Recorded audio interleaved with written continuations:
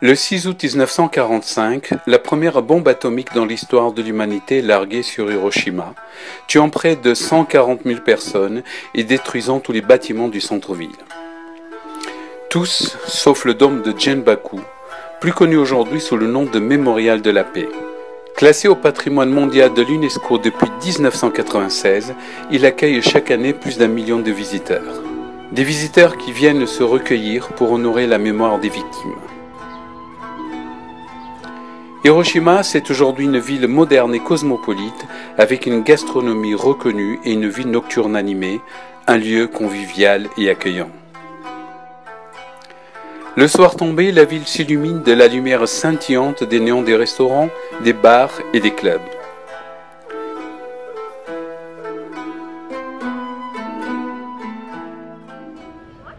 Il existe à Hiroshima un deuxième monument inscrit au registre des sites du patrimoine mondial, le sanctuaire de Miyajima Itsukushima, qui semble flotter sur la mer.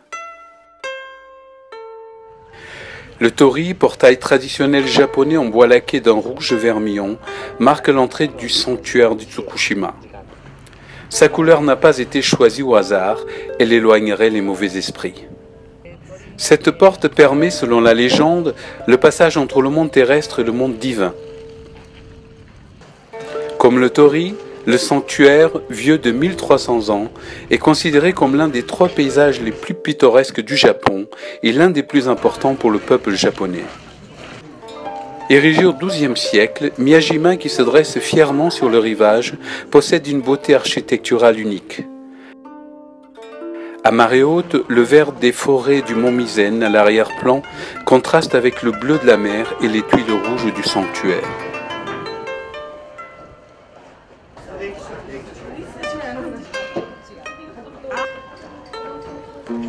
Se rendre à Miyajima, c'est aussi l'occasion de découvrir au cours d'une longue promenade des temples et leurs statues dans un cadre unique.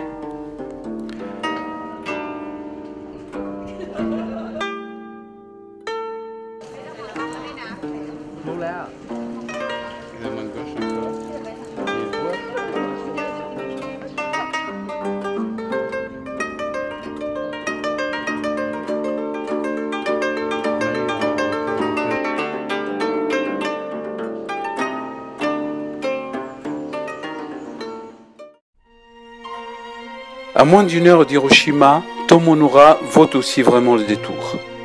C'est un vieux port millénaire resté intact depuis sa construction au XVIIe siècle, comme en témoignent ses ganji, des marches en pierre qui servent au déchargement des bateaux.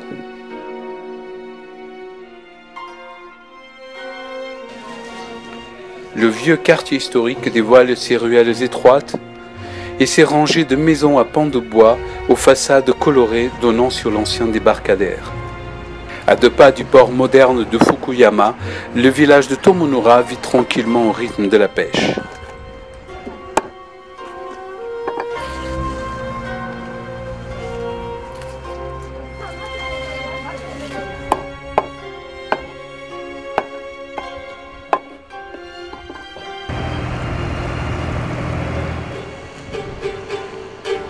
S'il vous reste encore un peu de temps, faites un détour par le plus grand pont en bois au monde, le pont de Kintai-kyo.